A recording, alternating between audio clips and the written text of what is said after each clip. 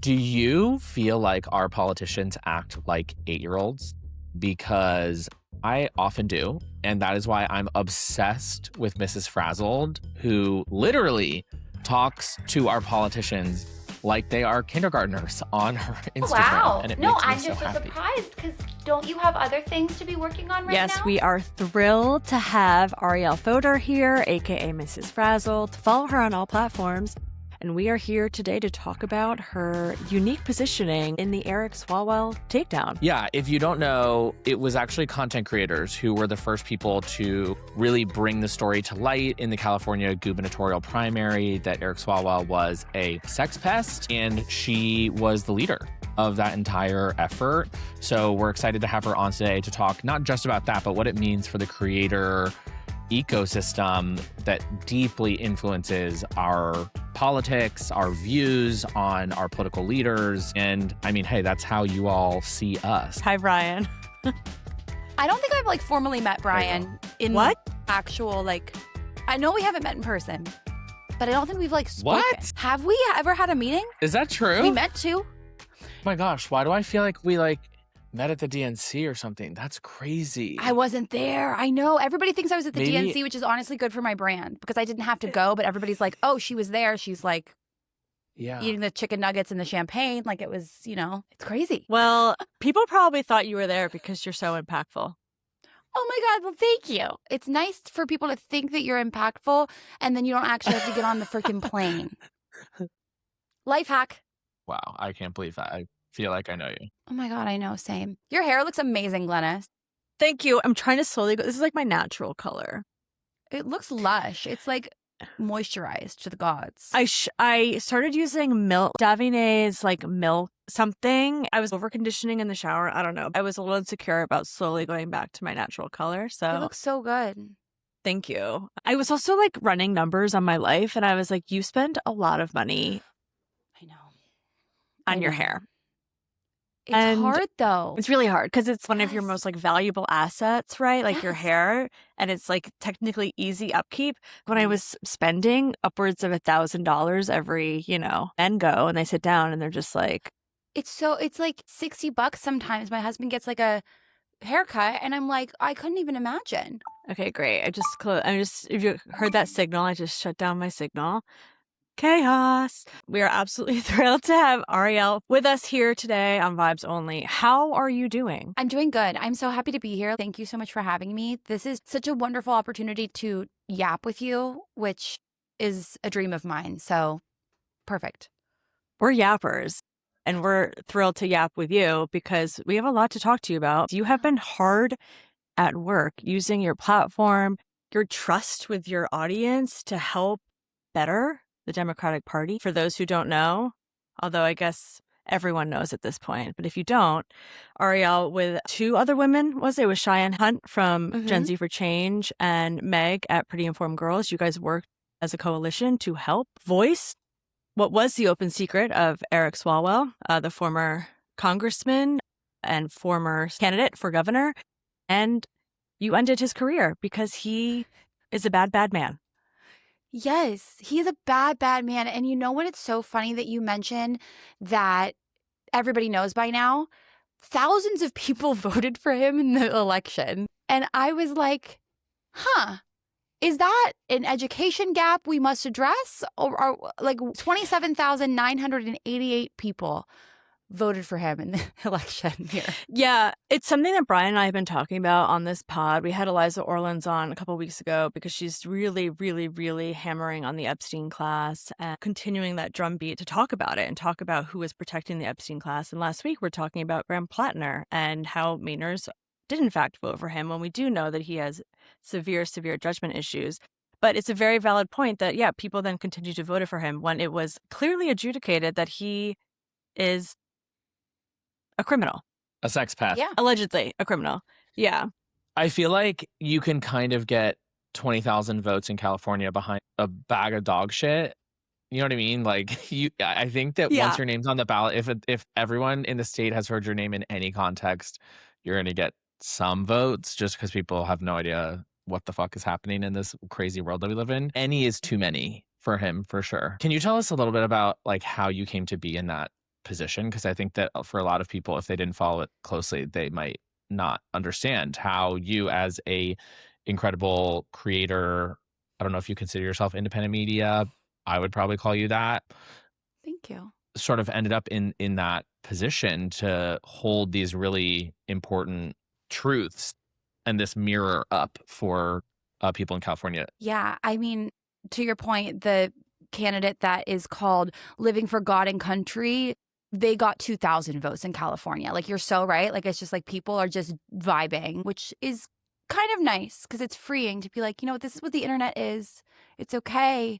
These people exist. I don't know. I think part of like what I'm grappling with, even the question of like, do you consider yourself an independent media company? These are things that have come to the forefront after this experience, which this all went public April 10th. So we are here in June recording this. And with distance from it, I don't know how it came to be. I just got so tired of hearing about this and feeling like a lot of my really close friends who are amazing were just like, this is just what it is. This is what it is in Washington, D.C. These men are sex pests a lot of the times. Harassment runs rampant. I couldn't accept it. I mean, I was going to these meetings with other lawmakers and thinking to myself, am I going to show up to these gubernatorial events and hobnob with this man who I know what he did?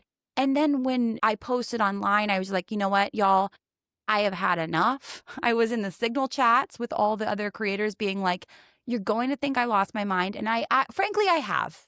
I can't do it. And I think there's a disconnect between being in California and being in DC. There's a lot of young people in DC who these politicians hold their career in their palm of their hand. You know, they have such power socially as well, because you're going to show up to these events, whatever. In California, in LA, where I am, I don't have that. I have the freedom to be able to like, this is just a dude who's doing bad shit, you know? So I have that ability. So I just posted. And then once I posted, it got obviously very, very much worse. Right. And once you posted, correct me if I'm wrong, your followers or people in your network reached out to you. And I think that speaks to you as a creator and as a human being, that you have such strong parasocial but trusting relationships with the people who follow you and watch your content. So I applaud you for that, because you've created a safe environment for your audience to feel like they can approach you with this information. I'm curious, what was your personal fact-checking journey? I've seen in interviews you talk about how anyone in the United States of America can come after you for anything and sue your ass. So what was that thought process like? And how did you kind of get your ducks in a row before you kind of started talking about it? Because, you know, to Brian's independent media point, you don't have a newsroom behind you. You don't have fact checkers. You don't have people on the phone calling to corroborate. So what was that like for you? It was wild. I mean, I was telling independent journalists and investigative journalists how much I am in awe of what they do, because not only is it like a lot of work, but it's also very emotionally trying work, especially given the stuff that was coming forward and coming out. My process, it started the same as it does for all of my content. I take fact checking and research extremely, extremely seriously. I don't know if I've got a know-it-all bone that just will not quit, but it's something that I find to be a central responsibility in what I do, that if I'm going to talk on something, I better be correct, especially if it's an accusation. I'm not somebody who makes call-out content. I'm not somebody who makes content exposing things. Some people do. I don't. So I started from the same place I start from everything, is like I had receipts, I had personal friends, I had independently corroborated things where I've watched a couple true crime documentaries, and you know, but hear me out. You know how I'm sat. there's an investigation happening and the cops are like, we didn't tell you everything we knew because we wanted to know that if people were coming to us, they would say a certain thing, and then that would clue us in, like, this could be a very credible allegation. It was the Snapchat. It was like, I wouldn't tell anybody about the Snapchat. And there was other things that I wouldn't say too, that I still, like, whatever, I'm holding on to certain little details. So with the receipts that I saw, independently corroborating these stories, talking to personal friends, talking to lawmakers, talking to people that work on the Hill, I just felt like it got to a place where it was true. And the madness of it was, I took out an umbrella insurance policy on my house because somebody said, if they sue you, you can like use this to not maybe lose your house. And as you guys know, I am sole breadwinner right now. I have 3 kids. At the time, they were all under 4. So I'm like, we have to like buckle in but I was compelled to do it. And then as I started getting more and more tips, it became very important that I was working with a newsroom, with investigators. And the first person that came forward was Cheyenne Hunt, because one of her very good friends had seen my Threads post. And I do a lot of like test posting on Threads. I don't always post stuff direct to video because I want to see what the temperature is. I want to see what questions people have. So I was, shaking the tree, acting insane on Threads. Yeah. And then testing the waters, seeing how the Threads community would react. Yeah. Literally, I don't know if you guys know Randi Weingarten. At one point, she calls of course. me, president of AFT, calls me and goes, "Hey, well, how are you doing?" And I was like, "Not well, Randi." And she was like, I'm seeing a different Mrs. Frazzled on Threads than I usually do." And I was like, right. Correct, right. Out of character for what kind of content you typically produce. Yes. Yeah. But like, I think you hear certain horrible things, and I feel like if it doesn't make you lose your mind, maybe we've lost a little bit of our like humanity in a way. So I'm like, whatever. So one of Cheyenne's really good friends DM'd her, texted her and said, "This is true. This happened to me. Please make a video." So Cheyenne did. And then I had heard about it and I was like, I'm not alone anymore. I was so excited. She had made a video. So we have this like trifecta of like victim, her, me, and every day just doing this in the group chat. And we had a lot of reporters that were interested, but I was very interested in CNN because they had the historical knowledge. They had been working on this story before 2016, 2019, and now they had huge resources behind them. I mean, reading the article, I just got shivers at how many things point. I mean, like, they were fact-checking the shit out of this, as they should. Obviously, you can't and they just have like to, yeah. say it. Yes, they didn't ask me for the exclusive. I called them. I called Allison Gordon, and I was like, listen, I need you to take all of the stories that we're getting because you are like kind and patient and smart, and you have this behind you, and I can't handle it. And then we had lawyers as well that were really helpful, volunteering their time and their expertise because everybody knew. I mean, a lot of these people had known about this. Yeah.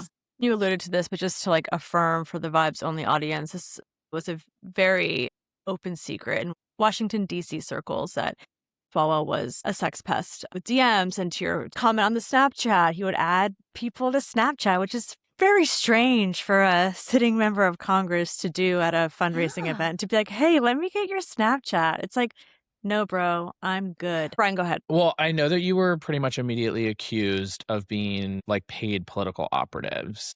And I think we're seeing that trend across the board whenever people are seeing content from creators that they don't like or that disagree with them or are supporting one of their opponents. Now it's just universal to call that person a paid operative, particularly because our laws around it are not modernized to account for content creators, and there is huge gaps in any sort of law currently that requires disclosure. How do you respond to that? It's hard to prove a negative, and how should we be thinking about creators getting paid, which needs to happen for us to have the types of creators that you are, where you can bring this information and we have this really important resource in the ecosystem, but also in a way that people can have and maintain trust. I'm so glad you brought that up. Since this has happened, I have noticed that some people are trying to go vigilante. I've noticed that there's an uptick in people trying to do this investigative stuff on their own.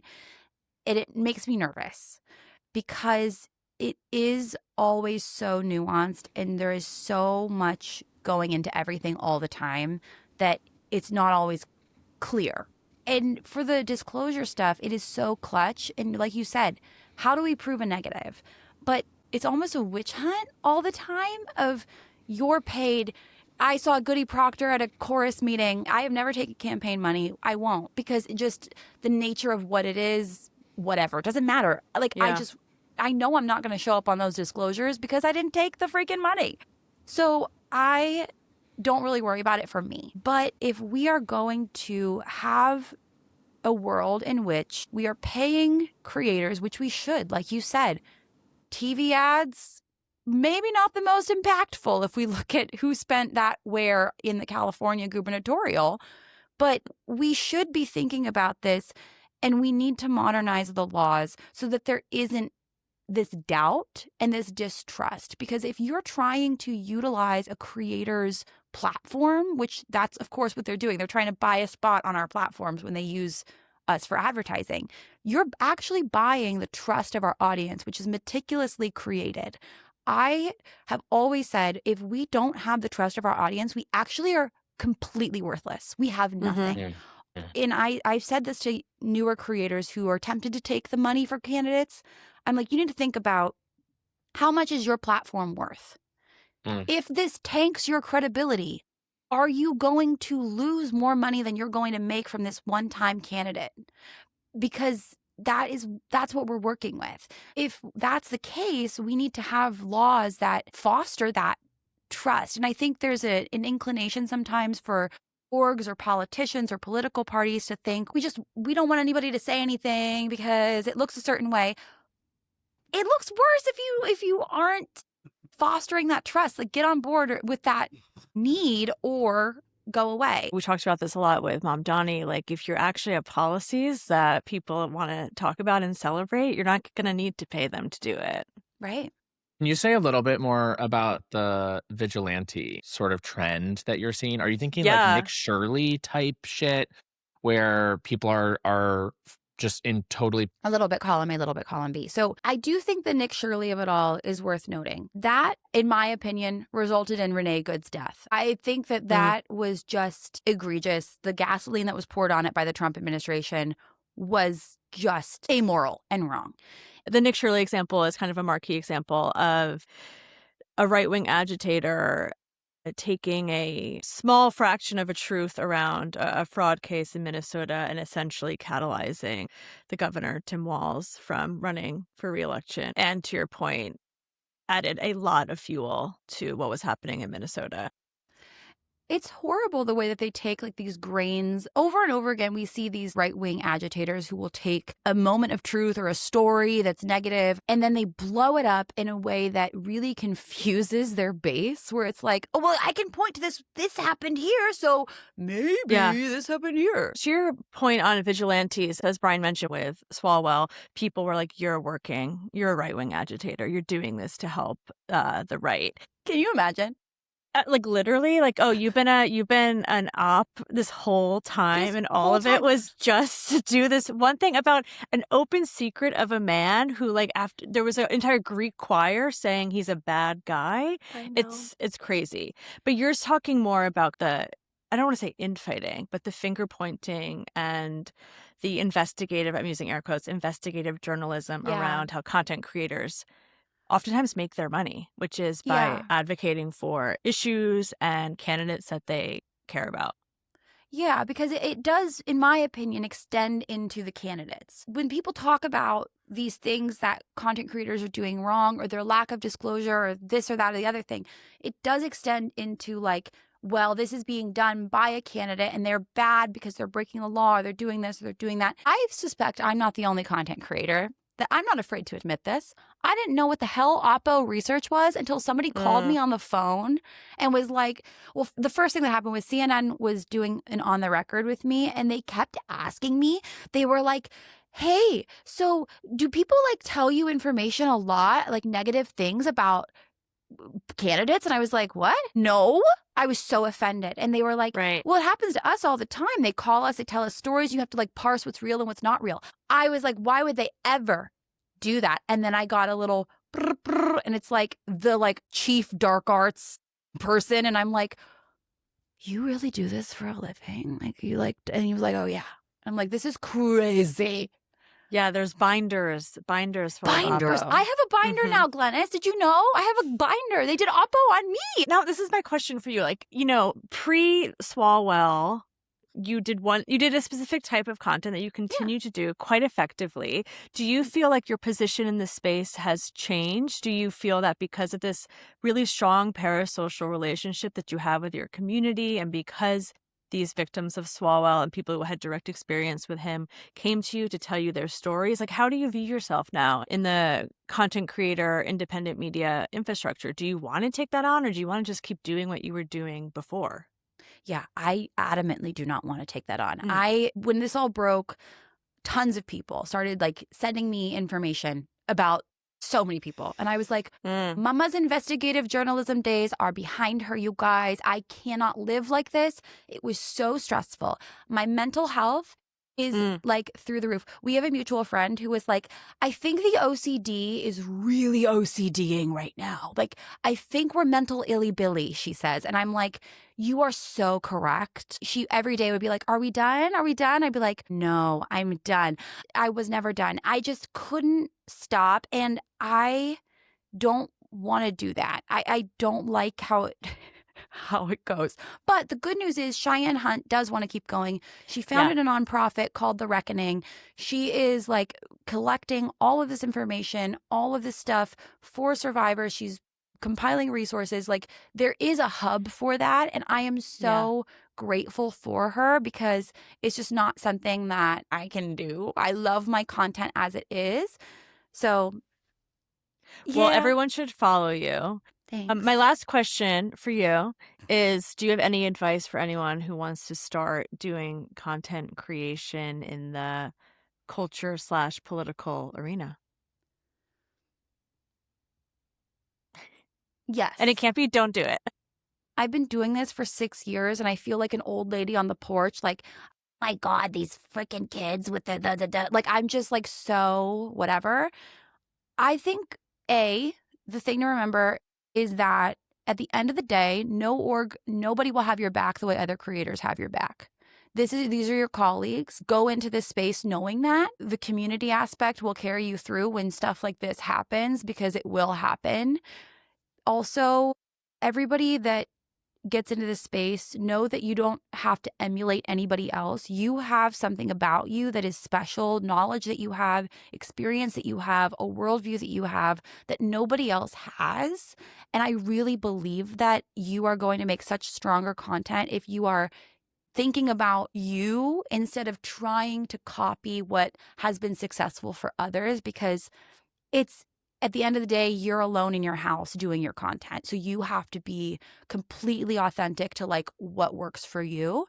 And also know that you do have a responsibility. The algorithm is asynchronous and creepy and brutal. And like, your video from November could get pushed out in February. And if it's a breaking news from November, there could be a War of the Worlds moment in February where they're like, oh my God, the aliens are here. You know, like, you just have to know that you do have a very unique responsibility, and suddenly Democrats are paying attention and they're putting money into it, and we're modernizing these laws. So much is moving at the same time that at the very, very least, make sure that you are well-researched and accurate and honest, because it helps the whole ecosystem when we do that, in my opinion. Period. Thank you so much. I mean, you, with the coalition of women that you worked with on this, you were able to do something that many, many people did not have the bravery to do for many years. So thank you so much for your leadership in this moment and for everything that you've done so far as a content creator in the last 6 years. I can't believe it's only been 6 years. I feel like I've seen you on my screen forever, but maybe because really it was through the lockdown. I mean, that's dog years. Yeah. We were my in goodness. It. I know. Well, thank you so much. Thanks, Glennis. Thanks, Brian. That's it for Vibes Only this week. If you don't want to miss an episode, hit subscribe, and we'll see you to read the vibes of the week first thing next Thursday. Bye.